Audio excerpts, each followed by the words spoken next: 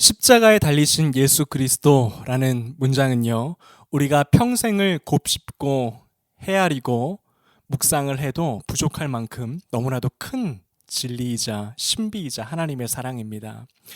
우리 예수님께서는 십자가상에서 우리를 위하여 자신의 전부를 내어주심으로 죽으셨습니다.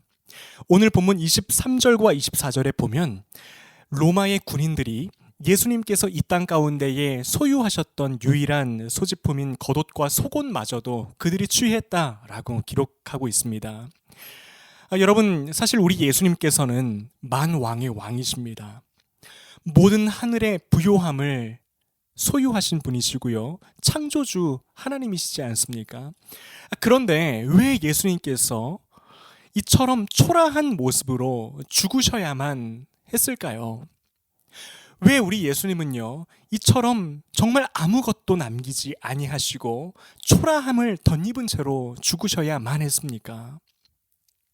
우리 예수님께서 단지 어떠한 그 무소유적인 삶, 덕스러운 삶을 사시기 위해서 가난을 미덕으로 여기는 그러한 생각을 가지시고 계셨기 때문에 이렇게 초라함을 덧입고 죽으셨을까요? 그것은 아닙니다. 우리 예수님이 이러한 모습으로 죽으신 이유는 우리를 부욕해 하시기 위함이었습니다.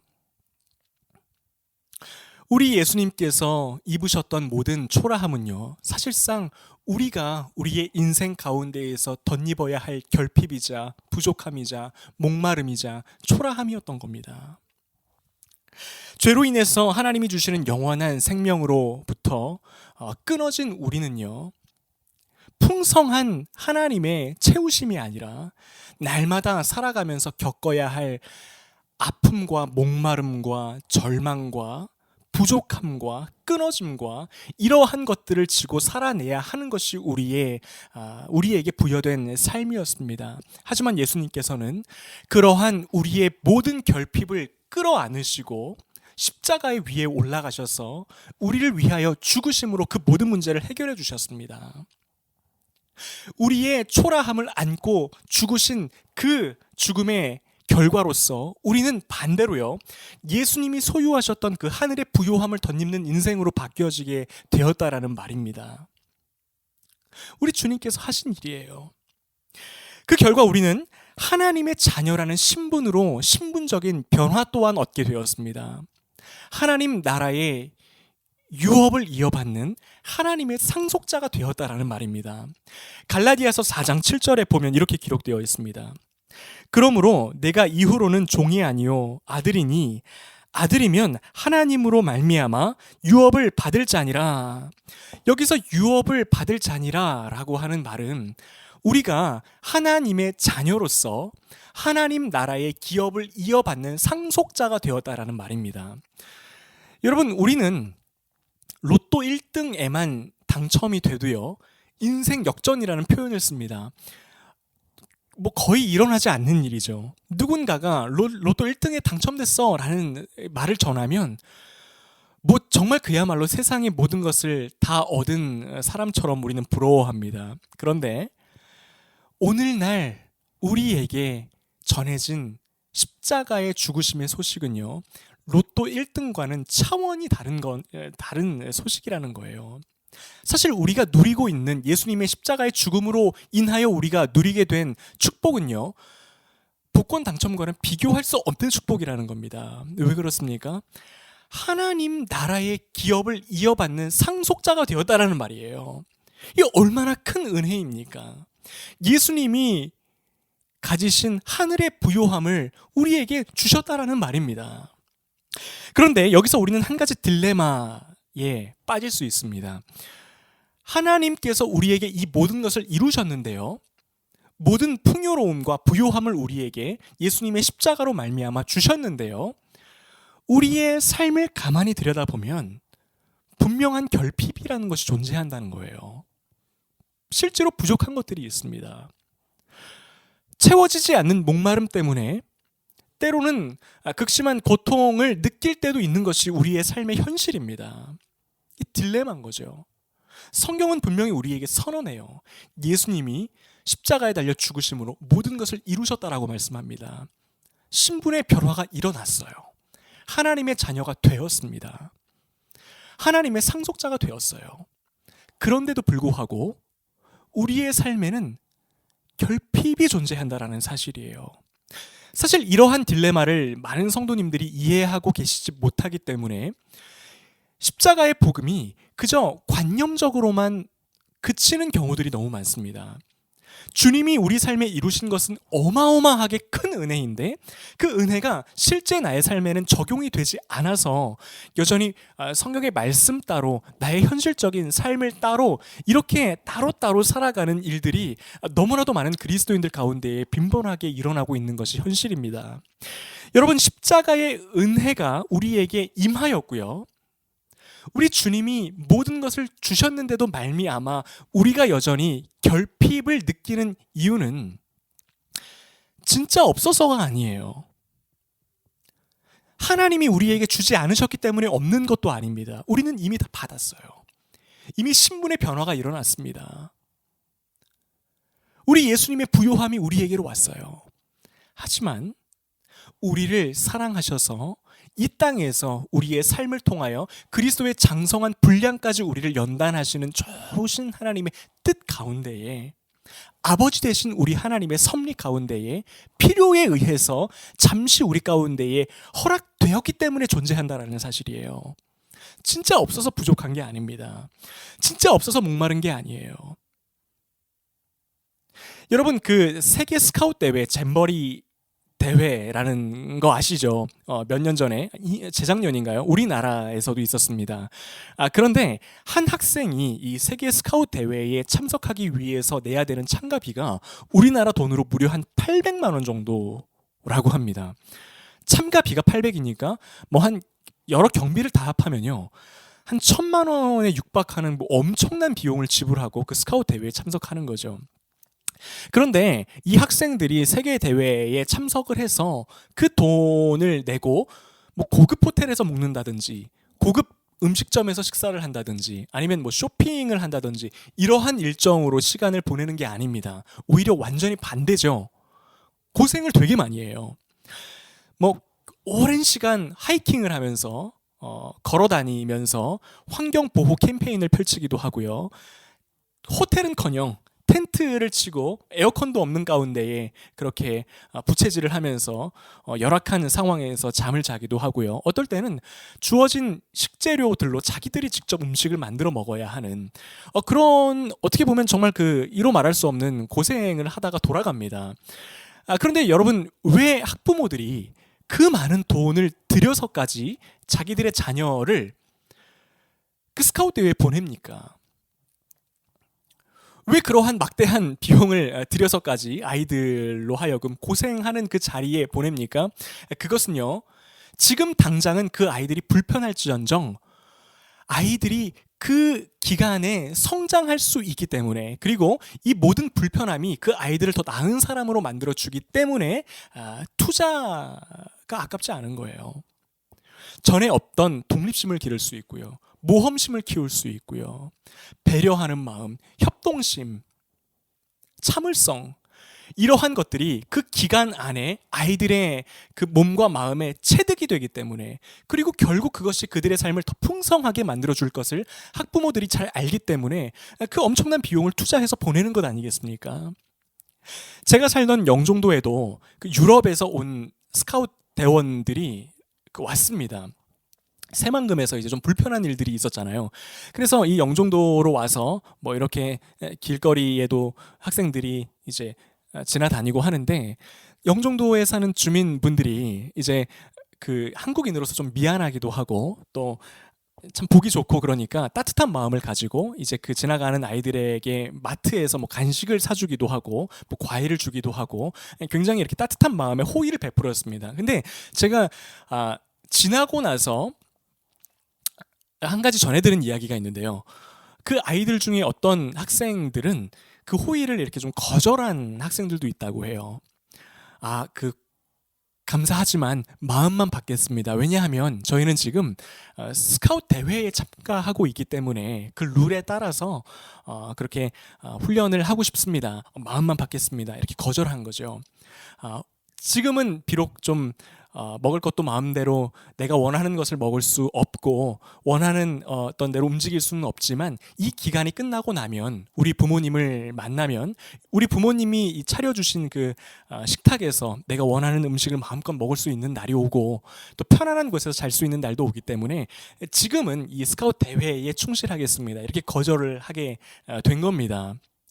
여러분, 우리 하나님이 우리에게 허락하시는 환경도 이와 같습니다. 우리가 결핍의 시간을 지나는 것 같고 우리 삶에 부족한 것이 많은 것 같고 불편함이 많은 것처럼 보이지만 사실 그것은 진짜로 내가 없어서가 아니에요. 하나님이 나에게 주신 것이 없어서도 아닙니다. 우리 하나님 아버지의 선하신 뜻 가운데에 나에게 이로움을 주시기 위해서 잠시 섭리 가운데에 허락하신 것이기 때문에 내가 이 결핍의 시간을 지나는 것뿐이지 나의 존재 자체가 보잘것없는 사람이기 때문에 그냥 부족한 대로 살아야 하는 인생이기 때문에 그런 것이 아니라는 사실이에요. 오히려 그 반대라는 겁니다. 우리 하나님은요, 굉장히 큰 계획을 가지고 마음만 먹으면 지금 당장 모든 것을 펼쳐주실 수 있는데도 불구하고 그것들을 다 거두신 다음에요, 우리를 예수 그리스도의 장성한 분량까지 연단하시고 더 나은 영적인 풍성한 삶으로 인도하시기 위해서 하나님 나라의 백성으로서 합당한 모습으로 빚어가시고요, 하나님의 유업을 이어받는 상속자의 모습으로 변화시키시기 위해서 우리에게 의도적으로 허락하신 것일 뿐이라는 겁니다. 그래서요, 우리는 어떠한 상황에 처해 있더라도 좌절하고 무너질 필요가 없습니다. 지금 내가 처한 현실이 다른 사람에 비해서 조금 초라하게 여겨진다 하더라도 좌절할 필요 없어요. 왜 그렇습니까? 나는 이미 알거든요. 우리 예수님이 십자가에서 죽으심으로 말미암아 내가 어떠한 존재가 되었는지를 알고 있어요. 나는 하나님의 자녀예요. 하나님의 상속자입니다. 좌절하지 않는다는 사실이에요. 그리고 반대로 내가 다른 사람들보다 더 부유한 상황에 지금 처해 있다 하더라도요, 교만할 필요도 없습니다. 왜 그렇죠? 지금 내가 이 땅에서 얼마나 많은 것을 누리고 있든지 간에 장차 이 땅에 도래할 하나님 나라에서 내가 진짜로 누리게 될 하나님의 자녀의 놀라운 영광의 삶은요, 이와는 비교할 수 없기 때문이에요. 그저 그림자에 불과한 정도이기 때문에 내가 많이 가졌다고 해서 이것을 어떤 교만함의 근거로 삼을 이유도 없다라는 겁니다. 여러분, 이렇게 예수님께서 십자가에 달려 죽으신 것은요, 우리에게 엄청난 은혜와 역사를 가져다 주었습니다. 그런데 사실 예수님께서 이 모든 것들을 이루셨는데요, 그 예수님의 십자가를 보고 모든 사람이 다 같은 반응을 품는 것은 아닙니다. 우리 주님이 달리신 그 십자가를 보고요, 모두가 다 같은 생각을 갖는 것은 아니라는 사실이에요. 오늘 본문에도요, 예수님 곁에 있었지만 서로 다른 마음을 품었던, 다른 반응을 보였던 두 부류의 사람들이 나옵니다. 첫 번째는 예수님을 십자가에 매달았던 군인들이었습니다. 23절과 24절 상반절을 읽어보도록 하겠습니다. 군인들이 예수를 십자가에 못 박고 그의 옷을 취하여 네 깃에 나눠 각각 한 깃을 얻고 속옷도 취하니 이 속옷은 호지 아니하고 위에서부터 통으로 짠 것이라. 군인들이 서로 말하되 이것을 찢지 말고 누가 얻나 제비 뽑자 하니. 저는 처음에 이 구절을 보고 군인들이 어떤 미신이 있었나? 군인들이 믿고 있었던 어떤 미신이 있었나라는 생각을 했습니다. 부적처럼 예수님의 옷을 나누어서 이렇게 소유하고 있으면 자기들에게 그것이 어떤 행운을 가져다 줄 것이라고 생각을 했나라고 잠깐 생각을 했는데요, 성경을 더 깊이 있게 공부하다 보니까요, 그러한 이유 때문은 아니었어요. 왜냐하면 이 당시의 로마 군인들은 예수님의 옷만을 취한 것이 아니라 다른 사형수들의 옷들도 자기들이 취했기 때문입니다. 그 이유는요, 간단했어요. 그것을 통해서 자기들이 얻을 수 있는 경제적인 이익이 있었기 때문입니다. 우리로서는 잘 이해가 안 될 수 있죠. 아니, 사형수들이 입고 있었던 옷은 채찍질에 맞아서 찢어지기도 했겠고 피가 묻기도 했겠고 먼지들이 많이 이렇게 붙어 있기도 했을 텐데 그것이 어떠한 가치를 지니는가라고 의문을 품을 수 있지만은, 사실 이 당시 2000년 전 고대 사회에서의 환경은 좀 달랐습니다. 지금처럼 여러 벌의 옷을 놓고 내가 골라 입는 시대가 아니었어요. 옷감 자체가 굉장히 귀하던 시대입니다. 재봉수를 가지고 있던 사람들도 별로 없었어요. 그렇기 때문에 죄수들의 옷이라고 할지라도 어떤 피가 묻거나 찢어지거나 했던 이런 옷감들이라고 할지라도 굉장한 가치를 가지고 있었습니다. 그리고요, 오늘 본문을 보면 예수님의 속옷은 하나로 통으로 짠 것이라고 이야기하고 있어요. 이것은 그 당시에도 굉장히 값비싼 옷이었습니다. 그렇기 때문에 지금 이 로마의 군인들은요, 그러한 이유로 예수님의 옷을 자기들이 취한 겁니다. 이 사람들은 십자가에 달리신 예수님을 바라보고도 바로 이 생각에 사로잡힐 수밖에 없었어요. 지금 당장 내가 저 예수님이라는 분에게서 얻을 수 있는 당장의 유익이 뭔가? 저분에게서 나온 옷을 가져다가 팔면 얼마를 내가 취할 수 있는가? 속옷은 나눠 갖지 말고 한 사람이 가진 다음에 그것을 팔든 뭐 하든 해야 더 많은 경제적인 유익을 얻을 수 있으니 우리 그렇게 하자. 지금 당장 예수님에게서 내가 당장 지금 얻을 수 있는 유익이 뭔지에 꽂혀 있었다라는 겁니다. 여러분, 오늘날의 많은 사람들 가운데에서도 이 로마 군인들처럼 예수님의 십자가를 바라보고도 지금 당장의 신앙에 머물러 있는 사람들이 있습니다. 이러한 사람들은요, 예수님의 십자가를 바라보고도 이러한 마음을 품을 수밖에 없는 거예요. 예수님, 지금 당장 나에게 그래서 해주실 수 있는 게 뭐예요? 예수님의 십자가의 죽으심을 통해서 지금 당장 내가 얻을 수 있는 눈에 보이는 유익은 무엇입니까? 이 기도 제목 지금 당장 이루어 주실 수 있으세요? 없으세요? 여기에 모든 관심이 가 있는 거예요. 여러분, 사실 초신자일 때는 괜찮습니다. 그래도 됩니다. 왜 그렇죠? 갓난 아이는요, 사실상 태어나자마자 이 신생아들은 엄마에게 할 수 있는 것이라고는 자신의 필요를 구하는 것밖에 없어요. 배고프면 밥을 달라고 하는 거, 기저귀를 갈아야 될 때가 되면 좀 기저귀를 갈아달라고 하는 거, 우는 거, 엄마한테 내가 필요한 것을 구하는 것밖에 할 수 있는 것이 없습니다. 그런데 이 아이가 점점점 자라나고 나서 어느 정도 컸는데도 불구하고 계속 엄마를 바라보면서 엄마가 지금 당장 내가 원하는 것을 해줄 수 있는가 없는가에만 관심을 가지고 있다라고 한번 생각을 해보십시오. 그러면 이 아이는 진짜 큰 엄마의 사랑은 누릴 수가 없는 거예요. 지금 자기에게 엄마가 어떠한 사랑으로 채워주고 있는가, 어떠한 고귀한 사랑을 보여주고 있는가를 알지 못하기 때문에 그 아이가 엄마에 대해서 누릴 수 있는 기쁨은 극히 일부라는 사실입니다. 여러분, 우리와 하나님과의 관계도 마찬가지죠. 우리가요, 신앙생활에 있어서 지금 당장의 신앙에만 머물러 있다면 예수님이 우리를 위하여 십자가에서 이루신 그 놀라운 사건의 아주 극히 일부만 누릴 수 있을 뿐이에요. 우리 주님은요, 지금 당장 내가 원하는 것을 주시는 정도의 차원으로 십자가에 달려 죽으신 게 아니십니다. 하나님의 자녀의 신분으로 만들어주셨어요. 신분 자체를 바꿔주셨어요. 우리의 인생을 바꿔주셨어요. 시시한 인생으로 살 수밖에 없는 우리였는데 주님의 죽음으로 말미암아 값진 인생으로 변화되었다라는 사실입니다. 하나님의 상속자가 되었어요. 따라서 우리가요, 정말 그 예수님의 죽으심을 깊이 있게 묵상하면서 정말 그 풍요로운 어떠한 그런 주님이 하신 일들을 누리려면요, 지금 당장의 신앙에서 전체를 바라보는 신앙으로 나아가야 돼요.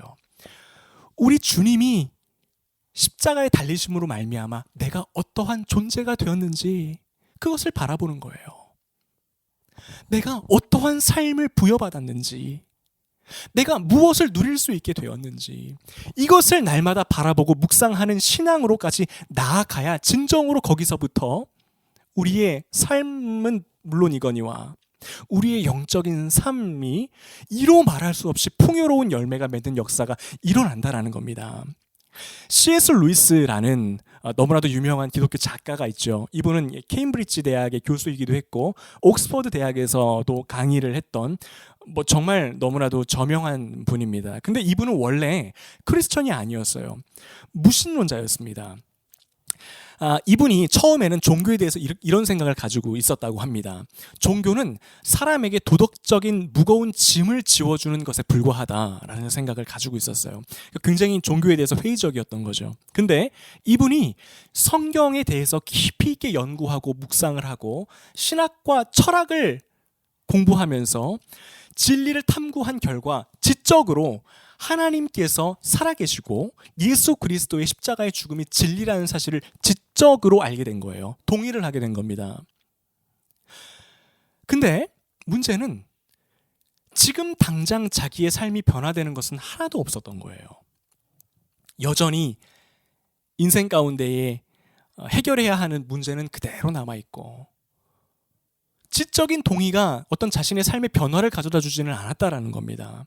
그런데 그 이후로도 계속 이분이요, 예수님의 십자가의 죽음이 자기에게 어떠한 의미를 가져다 주는지에 대해서 계속해서 묵상을 해 나가는데요, 그때서부터 삶이 바뀌는 거예요. 그때서부터 이전에는 알지 못했던 기쁨과 영적인 풍요로움과 풍성함이 자신의 삶을 가득 채우기 시작하는 겁니다.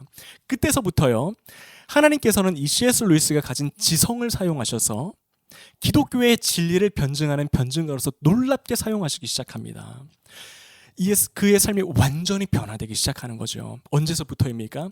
지금 당장의 신앙이 아니라 거기서 나아가서 전체를 바라보는 신앙, 예수 그리스도의 십자가의 의미를 묵상함으로 내가 어떠한 존재가 되었는지를 정말로 눈을 떠서 보기 시작하니까요, 삶이 바뀌는 거예요. 여러분, 따라서 우리도요, 지금 당장의 신앙에서 발을 옮겨서 전체를 바라보는 신앙, 우리 주님으로 말미암아 내가 어떠한 존재인지를 마음껏 묵상하고 그것을 누리며 매일같이 그 십자가의 이 은혜를 바라보는 삶을 살게 되면요, 그때서부터 우리의 영적인 삶은 시작이라는 사실입니다. 기쁨이 있다라는 사실이에요. 이로 말할 수 없는 복된 삶 가운데에 들어가는 초입이 바로 여기서부터 시작된다라는 사실입니다. 지금 바로의 신앙이 아니라 전체를 바라보는 거, 내가 누구인지를 정확하게 인식하는 거. 그 다음으로 또 다른 한 부류의 사람들이 있었습니다. 로마의 군인들이 십자가를 보고 지금 당장에 매여 있었다면요, 다른 한 부류는 예수님 곁에 서 있었던 여인들이었습니다. 25절을 읽도록 하겠습니다. 예수의 십자가 곁에는 그 어머니와 이모와 글로바의 아내 마리아와 막달라 마리아가 섰는지라. 이들은요, 예수님께서 공생의 사역을 하실 때 예수님 편에서 예수님을 따르던 여인들이었습니다. 사실 예수님께서 지금 십자가에 달려 계실 때에는요, 이 여인들은 예수님이 곧 3일 만에 부활하실 것은 알지 못했던 상황이에요. 그냥 눈앞에 보이는 현실이 그들의 전부였던 상황이었습니다. 절망적인 현실이죠. 아무것도 앞이 보이지 않는 겁니다. 그냥 예수님이 정말 채찍이 맞으시고 고난을 당하심으로 십자가에 달리셨다라는 그 사실만 보이는 겁니다. 그래서요, 예수님을 따랐던 많은 제자들이 예수님을 다 떠나 있었습니다. 사도들도요, 이 당시에는 예수님 가까이 있지 않았어요. 요한만이 그들 가운데에 함께 있었고 다른 사람들은 다 주님을 떠나 있는 상황이었습니다. 하지만 그런데도 불구하고 이 여인들은 예수님 곁을 지키고 있는 거예요. 어머니 마리아는 그렇다 쳐도요, 이 세 여인들에게 있어서 사형수이신 예수님 곁에 있는 것은 자기들에게 이로울 것이 하나도 없었습니다. 그런데도 불구하고 이들이 예수님 곁에 있을 수 있었던 이유가 한 가지가 있습니다. 예수님에 대한 사랑 때문이었어요. 지금은 비록 예수님이 십자가에 달려 계시지만 예수님이 우리에게 가르치셨던 그 가르침이 헛된 것은 아닐 거야. 예수님이 우리에게 보여주셨던 그 사랑, 이것은 사라지는 것이 아니야. 분명히 무언가가 있을 거야 라고 하는 믿음을 가지고요, 예수님에 대한 신뢰와 사랑으로 그 자리를 견디고 서 있었다라는 거예요. 그 결과 하나님이 그 여인들에게 어떠한 일들을 허락하십니까? 어머니 마리아를 제외하고요, 이 나머지 세 여인들이 빈 무덤에서 부활하신 예수님을 직접 눈으로 목격하는 최초의 증인으로 하나님이 세워주세요. 하나님께서 이들의 마음을 보시고 마음을 받으시고 그들에게 허락하신 놀라운 축복입니다. 여러분, 이 여인들이 살아계신 예수님의 부활을 직접 눈으로 목격한 다음에 그 이후로부터 이 여인들이 누렸을 영적인 풍요로움과 축복이 상상이 가십니까? 그 기쁨이 상상이 가십니까? 부활하신 예수님을 직접 눈으로 봤는데 앞으로 이들의 삶에 찾아오는 그 어떠한 문제가 이들을 두렵게 만들겠습니까? 걱정하게 만들겠습니까? 부활하신 예수님을 내가 봤는데, 가장 먼저 봤는데, 이들이 누렸을 인생의 축복하고 당시 로마 군인들이 겨우 예수님을 통해서 예수님의 옷을 취해서 얼마를 지금 당장의 유익을 취한 거하고 비교를 해보면 아예 비교가 되지 않는 것 아닙니까? 여러분, 우리는요, 이 두 부류의 사람들 중에 이 여인들과 같이 지금 당장 내 눈 앞에는 예수님으로부터 얻을 수 있는 어떠한 눈에 보이는 것이 비록 없어 보인다 할지라도 끝까지 우리 예수님의 하나님 되심을 붙들고 신뢰하면서 그분 곁을 떠나지 않는 그러한 삶의 자리까지 나아가야 합니다. 그럴 때에 비로소 우리는요, 예수님의 죽으심과 나를 자녀 삼아주신 하나님의 은혜와 하나님의 상속자로서 누릴 수 있는 이 땅에서의 풍성한 삶이 진정으로 내 삶에 펼쳐진다는 사실입니다. 여러분, 우리가요, 이러한 믿음을 가지고 살아가게 되면요, 우리 삶에 일어나는 두드러진 변화가 한 가지가 필연적으로 생기게 됩니다. 어떠한 일에도 일희일비하지 않게 된다는 거예요. 여러분, 지금 당장의 신앙에 머물러 있는 사람은요, 하나님께서 지금 당장 어떠한 것을 내게 허락해 주시면 굉장히 세상의 모든 것을 얻은 것처럼 기뻐합니다. 하늘 끝까지 올라갔다가 그 다음에 예수님이, 하나님께서 내가 원하는 것을 주시지 않으면 다시 땅 끝까지 내려갔다가 일희일비하게 되는 거죠. 그러나 그것을 지나서 전체를 바라보는 신앙을 소유하게 된 사람은요, 다릅니다. 하나님이 내게 필요한 것을 오늘 당장 허락해 주시면 감사함으로 받는 것이고요, 그렇지 않다 하더라도 절대로 좌절하거나 낙심하지 않는 거예요. 왜 그렇습니까? 나의 신분을 알거든요. 예수님이 십자가에서 어떠한 일을 나에게 행하셨는지를 내가 알고 있거든요. 결국 나는 하나님의 자녀요, 하나님의 상속자이기 때문에 어떠한 일이 생겨도 너무 들뜨거나 너무 가라앉거나 그런 일도 없다라는 거예요. 여러분, 우리가 이러한 믿음을 소유하며 살아가는 축복이 있기를 소망합니다. 예수님의 죽으심의 의미, 내가 어떠한 존재가 되었는지, 아무런 의미 없는 존재에서 우리 하나님의 시각에 보실 때 특별한 자녀가 된 거예요. 하나님의 나라를 이어받는 상속자가 된 겁니다.